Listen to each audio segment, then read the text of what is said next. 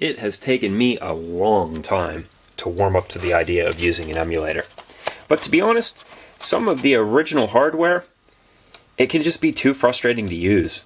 And further, some of the original games can be just too frustrating to play. I've put in my time playing original games, and now sometimes I like to use, save states.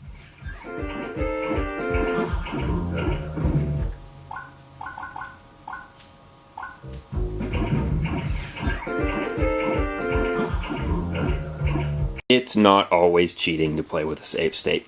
But the topic here isn't really about that. What I want to talk about is the hardware itself, specifically the D-pad.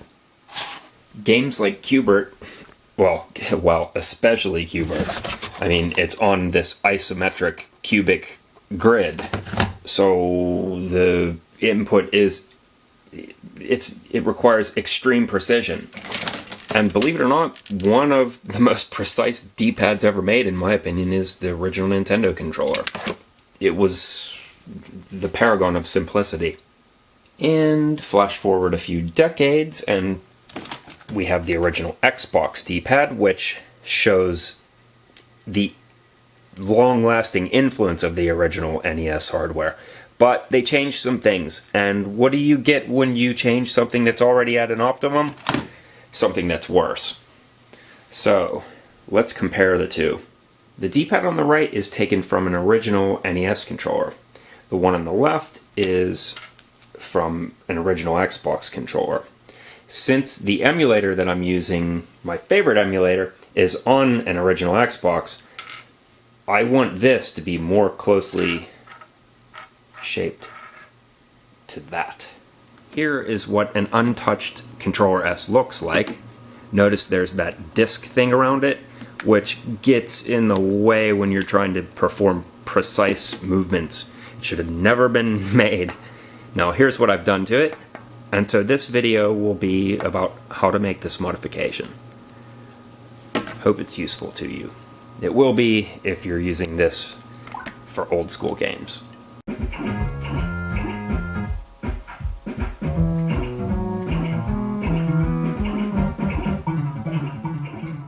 This controller is a perfect candidate because it already has a bad analog stick.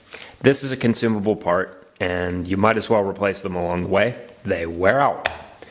I order them online in bulk, and it's really no big deal. If you've never done this before, never taken apart a controller before, don't worry, nothing here is beyond you. It's just 7 screws, 6 of which are perfectly visible. One is hidden under here. It's right around this barcode. I'll give you a better close-up in a moment. I'm going to use a small detail screwdriver. I like these kind that rotate, and I'll show you why in a little bit. Okay, so we'll feel around, and you can see it start to dimple in. We just have to make a little cut there.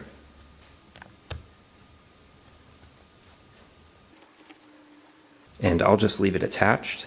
I wish the blade would have been a little bit sharper, but it's not that important. These detail screwdrivers allow you to put a downward pressure on them and at the same time use a different tool like these pliers to break the screw loose. This trick will be especially useful later on with the D-pad itself.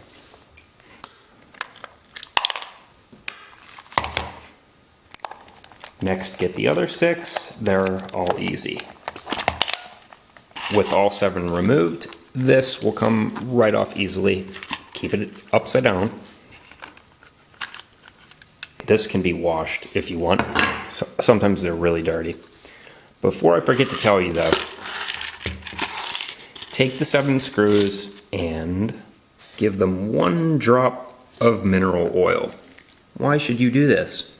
Well, for 2 reasons. For one, it will make them go back in way easier because these screws are going into plastic. And for 2, it will keep them from rusting. First thing that'll jump out at you is that there are 2 little motors here. These are not essential for operation. These are your rumble feature. You could disconnect them, but I usually just let them hang there. What is it? Well, look how it's weighted. It has an eccentric weight, so it causes it to vibrate. And there's 2 of them. Now, usually there will be an indentation on that foam. I'll look real carefully when I move it. The indentation will fit like a key to the plastic part. And so that will give you clues as to how it fits whenever you want to return them. But for now, we can just pop this out.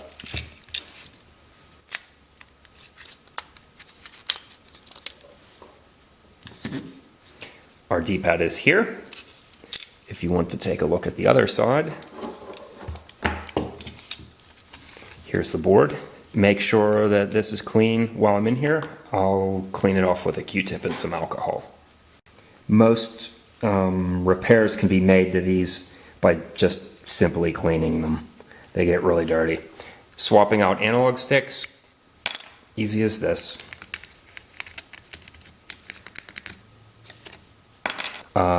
But I'm going to use the air compressor to blow that out.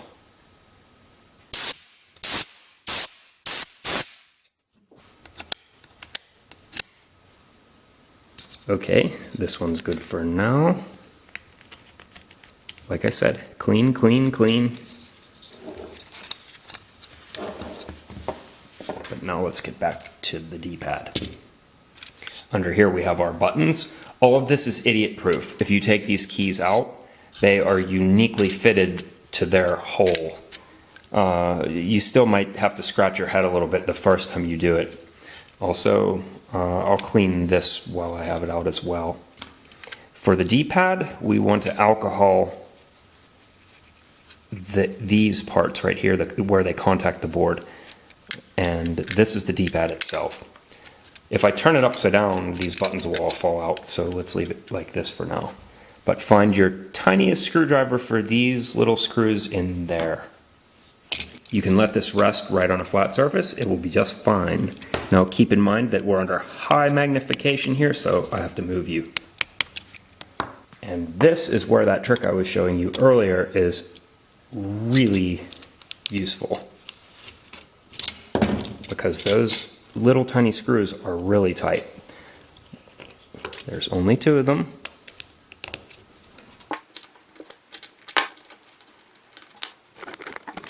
Now those little screws are loose, but there's still these 2 keys, and they just need to be pressed together to allow this to snap out.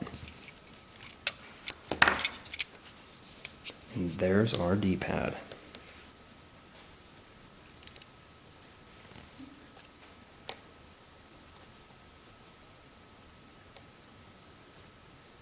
I think this little vise is called a jeweler's vise. It's pretty convenient for little things like this. And there are 2 processes that I have to go through here. One is just removing the bulk of this material, and then the second part is to fine tune it. And in order to do the fine tuning, I'll just use these little files. This triangular one will be able to get way into this tight corner, and this flatter one will be used to get around the profile of the D-pad itself. So how can I get the bulk of this stuff out of here? I'm going to use a disc sander just because I have it and it's fast. But if you have to, you could try using something like this. It's just sandpaper glued to a stick, and if you're patient enough, you could just file it out that way. I would not recommend drilling it out, but you'll have to do what you have to do based on the tools that you have. The best piece of advice that I can give you is to go slow and be patient. If it seems like it's not going to work, don't risk breaking it. Although Xbox controllers are pretty cheap right now, so don't be afraid. I mean, what's the worst thing that could happen from trying, right?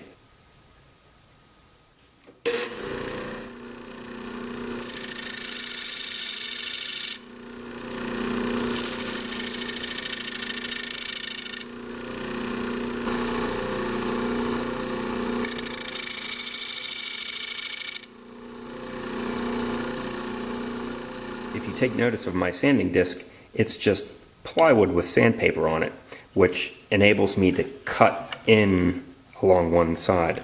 But essentially, it's really the same thing as this. It's just doing it much quicker. In fact, it does it quick enough to heat the plastic up and melt it a bit, so you'll have to remove these burrs. And now some detail file work, which will require some patience. But if you have the patience to play Q Bert, this should really not give you a problem. Remember, I'm using a triangle shaped file to get into the corners, and then this flat one for around the sides.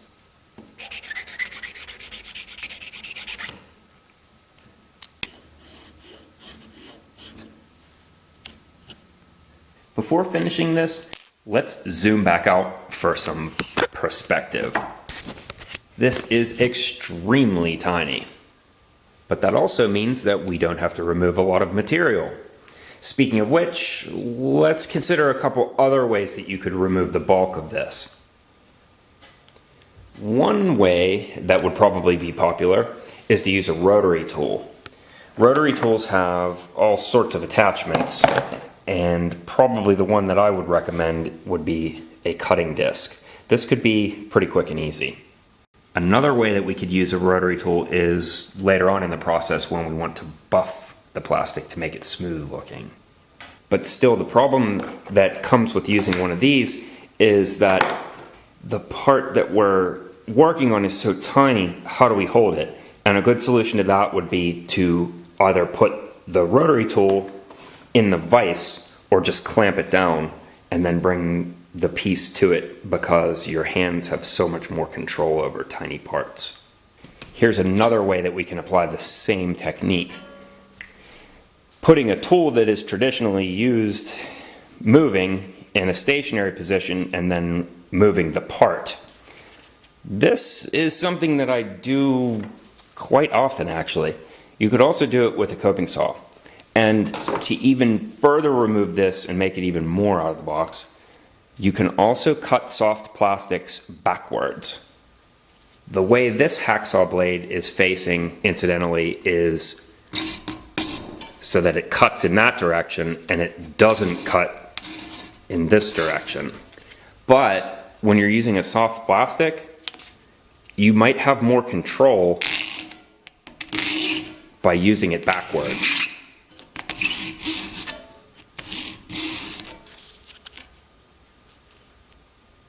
Whatever you actually choose to do, the point here is simply that it's not as much work as I might be making it out to be. It's actually a very small amount of work, but we don't want to mess it up. So now I'm starting to clean up the file scratches, and this is just a piece of plywood that's at an angle, and it has some really fine sandpaper glued to it. Well, if you're in the mood, you can certainly keep sanding until all of the scratches are gone, but I'm not in the mood, so let's go to the last step. It's soft and harmless, and you can grab it while it's moving, and so you'll get careless, but I have ruined many a project on the buffing wheel. So, what's the secret? It's all in the angle.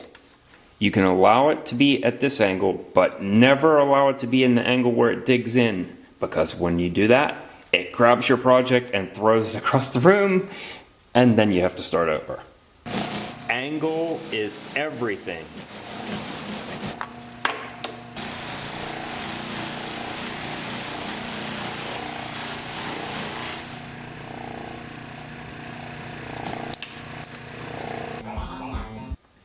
Don't worry, it's fine. It turned out great.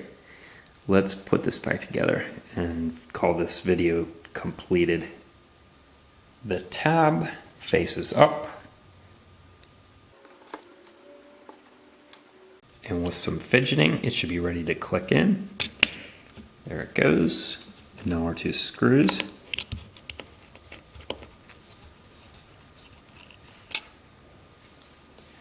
Buttons. D-pad. Notice those little ferrules for the screws.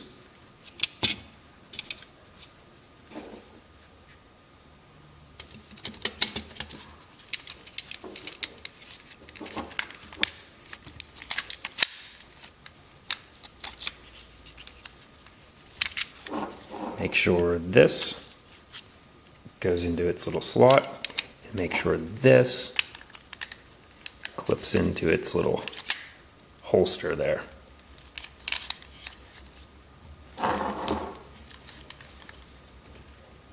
And now the little motors, as I described earlier on. And in case I didn't mention it, these little files are available at Walmart. They're very inexpensive. And that brings us to the last part. Everything looks good. That easy.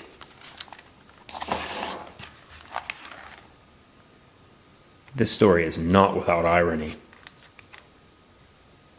If I didn't find it so annoying, I might almost find it humorous that as consumers, we're continuously sold what's old like it's new again.